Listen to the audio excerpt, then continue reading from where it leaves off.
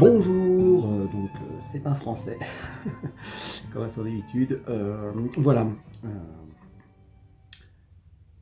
cette vidéo sera sponsorisée par personne. Personne est une société qui n'existe pas, qui me permet donc énormément de liberté sur cette chaîne YouTube. Évidemment, ça ne rapporte rien, mais la liberté n'a pas de prix, vous le savez. Voilà. Donc, c'était une petite plaisanterie, évidemment. Mon but dans les vidéos, je vous le rappelle, c'est garder une trace de moi sur la toile, vu que ça ne suffit plus à notre époque, je pense, de vivre dans le monde réel, dans le monde tangible. Donc voilà, j'ai quelques vidéos sur YouTube et une vingtaine de personnes qui regardent. Par hasard, sans doute. Alors, je vais essayer de faire une série de vidéos qui s'appelle des let's play narratifs. Alors des let's play narratifs, beaucoup de mots anglais évidemment sur internet. En gros, c'est je joue à un jeu vidéo où vous verrez l'écran, il n'y aura pas la webcam, vous serez ce sera dans l'immersion du jeu. Et ce jeu, je raconterai une histoire avec ce jeu, de façon un peu cinématographique, je l'espère. C'est un concept qui a déjà été fait, notamment plus en anglais, mais en français, vous avez par exemple le joueur du grenier qui fait ça très bien, avec des effets, avec des costumes, voilà, il apparaît en vrai, enfin, dans le jeu parfois, bref. Moi, je suis incapable de faire ça, évidemment. Mais voilà, donc il y aura le jeu, et vous entendrez mon personnage penser, et de temps en temps faire les dialogues, il y aura les dialogues. Le jeu est en anglais, donc il faudra sans doute que je traduise à certains moments. On verra ce que ça donne, si ça rentre dedans. Voilà. Ce sera en tout cas un personnage fictif, et ce sera plus donc pas français, ce sera un autre personnage, Dan IL. Et voilà, il va lui arriver des histoires, je pense. Des histoires grâce au jeu. Le jeu choisi s'appelle Skyrim. C'est un jeu qui a déjà maintenant une dizaine d'années, ce qui en termes de jeux vidéo est quand même très long. Mais grâce à une communauté d'informaticiens, de gamers, ce qu'on appelle des modeurs, ils ont transformé ce jeu et en 2022, il est toujours d'une qualité incroyable. Donc, ils ont amélioré les graphismes, ils ont amélioré la qualité notamment des caméras dans le jeu. Voilà, bref, il est vraiment très bien, je pense. Et surtout, il y a des personnages non joueurs qui sont presque réalistes. Alors vous les entendrez souvent répéter la même chose, peut-être parfois un peu mécanique. J'espère qu'il n'y aura pas trop de bugs. De toute façon, s'il y en a, je pourrai toujours les couper au montage, on verra bien ça. Bref, j'ai quand même besoin de vous expliquer aussi, avant cette première vidéo, donc il y a cette vidéo d'introduction, on va l'appeler l'épisode 0, vous expliquer le contexte de cet univers. C'est un univers qu'on appelle médiéval fantastique, comme le Seigneur des Anneaux, comme Donjons et Dragons, pour ceux qui auraient entendu parler. Donc ça se passe dans un Moyen-Âge imaginaire, fictif, où la magie existe, où des créatures extraordinaires existent. Ce monde donc, est un monde imaginaire. Alors, je vais essayer de vous expliquer le contexte, ce qu'on appelle en anglais le background. Et pour ça, je vais utiliser un site qui s'appelle millennium.org, qui a en gros résumé une partie de l'univers. Pour le jeu, parce qu'il y a un jeu qui s'appelle Elder Scrolls Online qui se passe dans le même univers, donc ce que je vais dire n'est pas de moi. Je vais lire, peut-être rajouter quelques informations quand on y arrive. Donc, l'intégralité des jeux prend place dans un continent fictif qui s'appelle Tamriel. Tamriel en anglais, mais moi je dis Tamriel. Tamriel est un grand continent qui s'étend sur 8 millions de kilomètres carrés et dont plusieurs sociétés et races y sont développées, donc des races civilisées principalement comme les humains ou les elfes, et il existe des races exotiques comme les orques, qui sont aussi des descendants d'elfes. C'est un mélange entre les hommes et les hommes brutaux et les elfes plus raffinés, une espèce de mélange un peu comme ça, très sympa. C'est pas l'idée des orques qu'on se fait d'habitude dans les films comme Le Seigneur des Anneaux, des choses comme ça, c'est beaucoup plus civilisé. C'est une race, on peut utiliser le mot race dans ce cas-là, qui est plus agréable, qui est assez agréable à jouer en fait. Et il y a des hommes chats, les Khajiits, et il y a des hommes lézards, des Argoniens, hommes et femmes évidemment. Hein. On peut jouer un homme, on peut jouer une femme. Le continent est divisé en 9 régions, ainsi qu'une cité indépendante qui s'appelle Orsimer, qui est la ville des orques. Le tout est gouverné par la cité impériale, qui est située en plein milieu du continent. Et on peut rencontrer tout type d'environnement. Il peut y avoir dans le sud, il fait très chaud, dans le nord, il fait très froid. Sachant que moi, je vais me situer en Skyrim, qui est une des 9 provinces, donc c'est pas une province, plutôt des 9 pays vraiment. Une région spécifique qui est au nord, donc c'est dans le style très nordique, viking. Et donc il fait plutôt froid, même si au sud il fait tempéré, mais au nord il fait plutôt froid, au nord du nord. Donc voilà, je vais parler de Cyrodiil maintenant. Donc je vais faire vous allez voir une carte d'abord de Tamriel, avec Skyrim en haut, donc Cyrodiil au milieu. Voilà. Vous avez Hammerfell, Valenwood, Elsewhere, Blackmarsh, Morrowind. Je sais pas comment on dit là, la Sunbelt, là, c'est une partie de. En fait, c'est une partie de Morrowind. Et vous avez ici une île aussi, qui sont les Somerset Islands. L'île de Somerset. Donc voilà, Cyrodiil, pour en parler d'abord, c'est la région centrale. Elle est peuplée par les impériaux. Il y a donc une cité principale, c'est là qu'il y a l'empereur qui a réussi à unifier toutes les régions de Tamriel. C'est une culture assez romaine, donc forcément un peu guerrière, un peu voilà, mais très très bien organisée. Enfin, leur costume c'est tout à fait les Romains. C'est des Romains. Ils ont créé un empire. Il y a la paix, hein, la Pax Romana, mais c'est la paix impériale. Voilà. Et donc leur type c'est plutôt un type italien, méditerranéen. Vous avez donc l'archipel d'Houghton, Somerset, Isles, les îles Somerset, moi je veux dire, parce que je mélange l'anglais et le français, on y va à fond. C'est peuplé par les hauts elfes. Les hauts elfes qui sont donc une race assez distinguée, c'est un peu les rivaux des impériaux, parce que eux aussi ils ont beaucoup de pouvoir, notamment ils maîtrisent très bien la magie. Et donc, il y a toujours des conflits entre eux pour la domination, on va dire, des régions. La région dans laquelle on va, nous, se trouver, qui est Skyrim, en français, ils disent bord de ciel, Skyrim. Moi, je dirais toujours Skyrim. C'est peuplé par les Nordiques. Sa capitale, c'est une ville qui s'appelle Solitude. Voilà. Même en anglais, elle s'appelle Solitude. C'est donc les Nordiques, c'est culture viking, culture norvégienne. Voilà. Vous avez Elsewhere, c'est l'endroit où vivent les Khajiits. C'est un endroit très. C'est une jungle en gros, hein, c'est vraiment jungle et désert. Et les Khajiits sont des hommes chats. Ils sont connus pour fabriquer du skouma, qui est une drogue en fait. Et donc les Khajiits sont plutôt de mauvaise réputation, plutôt, on les traite plutôt de voleurs, des choses comme ça, parce que, oui, forcément, c'est des hommes chats, donc ils sont un peu félins, ils arrivent à se faufiler un peu partout, et il y a cette vente de drogue, voilà, donc ils n'ont pas une très très bonne réputation. Pourtant, ils sont géniaux à jouer aussi. Vous avez High Rock, Haute-Roche, qui est peuplé par des Bretons. En français, ils disent Breton, pour pas qu'on confonde à mon avis avec les Bretons, mais Bretonia. Il y a aussi des orques là-bas. Là, la culture est clairement française. Enfin, française, oui, française.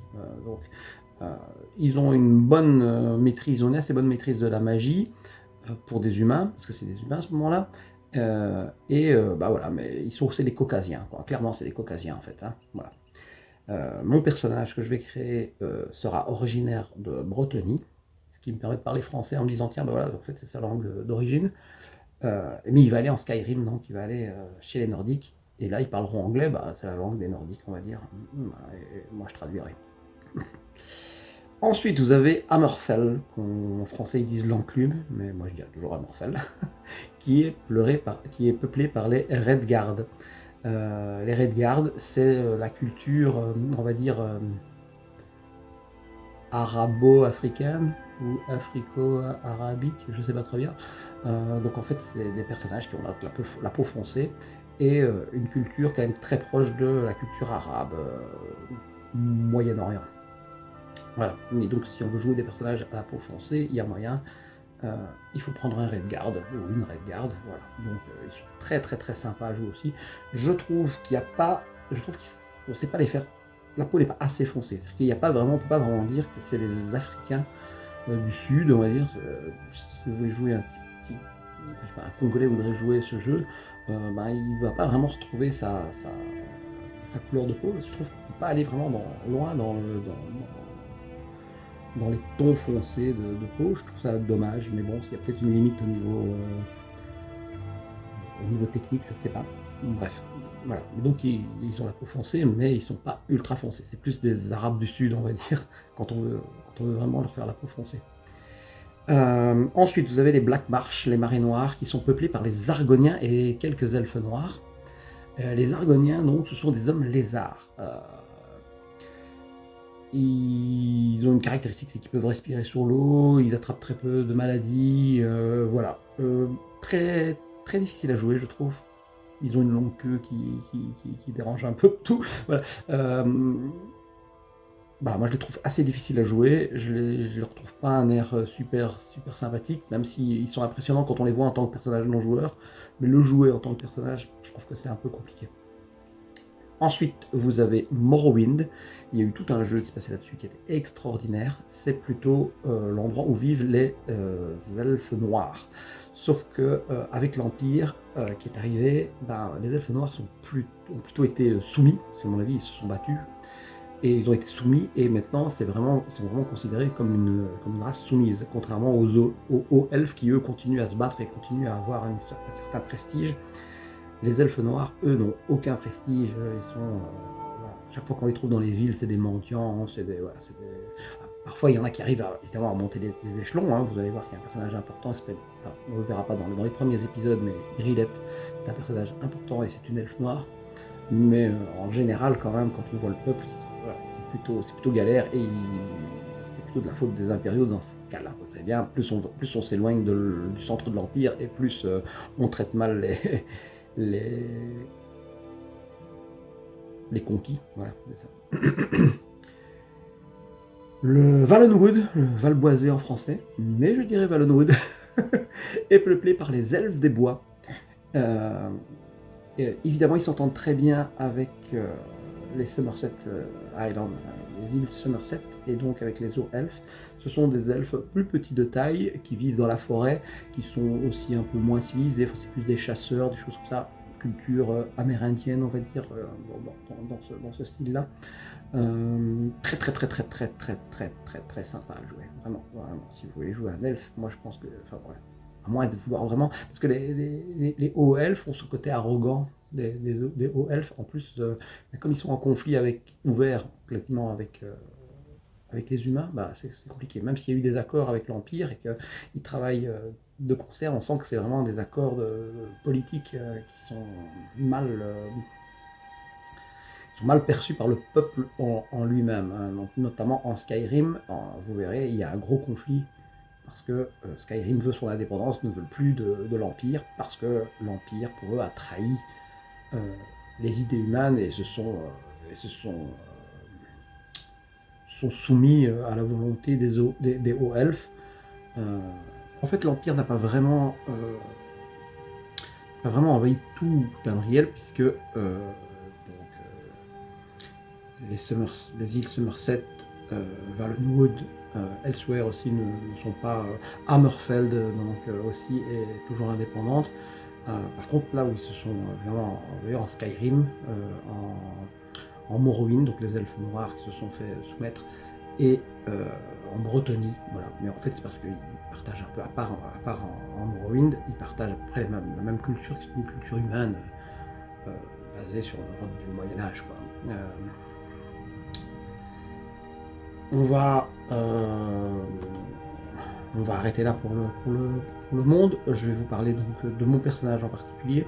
le personnage que j'ai créé, donc, qui s'appelle Dan Yel, Yel étant son nom de famille, Dan son prénom, c'est un breton qui maîtrise un peu la magie.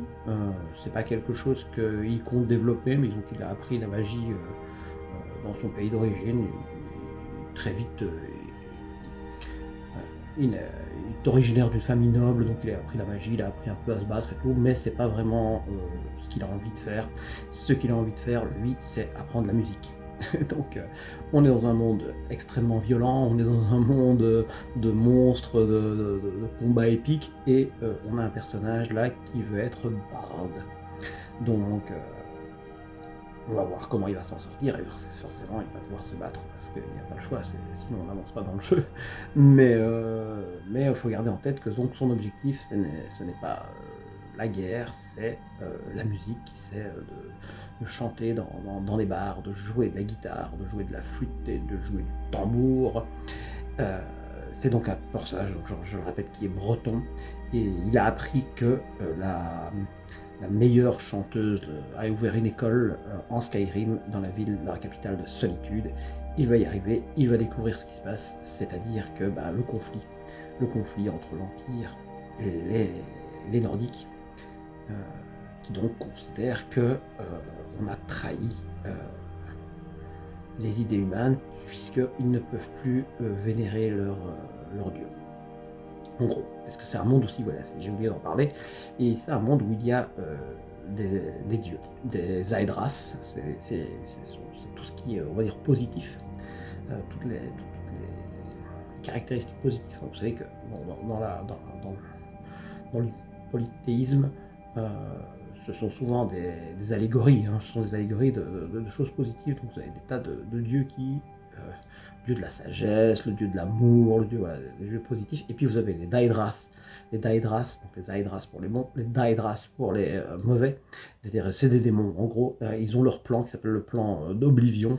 Il y a eu tout un épisode où ils essayaient de venir sur le plan humain, donc sur la Terre. Et donc ces démons, eux, ils sont 13, et ce sont en gros 13 défauts. La guerre, la corruption, la maladie, la luxure, des choses comme ça. Et de temps en temps, on va trouver des objets qui sont maudits ou qui sont bénis. Voilà. Les Daedras ne sont pas... Enfin, voilà. Ce sont des allégories, donc forcément, on ne peut pas vraiment dire qu'elles sont toujours... ce sont des défauts, mais parfois les défauts sont agréables, parfois les défauts nous permettent de faire des choses. Je n'ai pas le droit de dire ça vraiment, mais c'est vrai, s'il n'y avait pas de défauts, il n'y aurait pas de qualité non plus, quelque part. Donc voilà. Et donc les qualités sont parfois lourdes de conséquences, parfois elles sont rigides, alors que parfois ces défauts, donc les Daedras, parfois sont intéressants à jouer. Et parfois on n'a pas le choix non plus, on a une mission, les Daedras vont corrompre une main, et on est obligé de faire quelque chose pour se débarrasser de la malédiction, sinon la malédiction elle est sur nous, quoi. Ou alors on arrête le jeu, on se suicide. Donc voilà. Donc il va y avoir des conflits comme ça, des conflits moraux. Le personnage ne fera pas que des bonnes actions, même si c'est ce que j'aimerais. Mais je sais bien que, connaissant le jeu, c'est impossible d'être toujours bon. Surtout dans un monde violent où c'est la loi du plus fort qui l'emporte. Voilà donc bientôt pour les histoires de Daniel, le barde, ou le futur barde, puisque quand il arrivera dans le port de Solitude, il ne sera pas encore barde, et d'ailleurs il ne pourra pas l'être tout de suite. Il faudra qu'il augmente ses caractéristiques, il faudra qu'il fasse des petits bolos avant.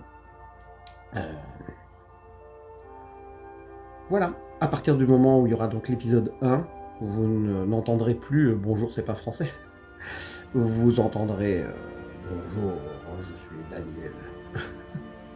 Daniel le barde. Peut-être quand il sera barde. Après, avant ça, ce sera Daniel le breton. Je suis Daniel le breton. Vous entendrez ça. Et donc vous entendrez les pensées du personnage. Je traduirai certains dialogues sans doute. Et puis vous découvrirez l'histoire à travers le jeu. En espérant, je vais essayer de le rendre le plus cinématographique possible. Bon, je ne suis pas doué ni en montage, ni en... Mais le jeu en lui-même propose déjà des choses parfois assez cinématographiques. Vous verrez ça.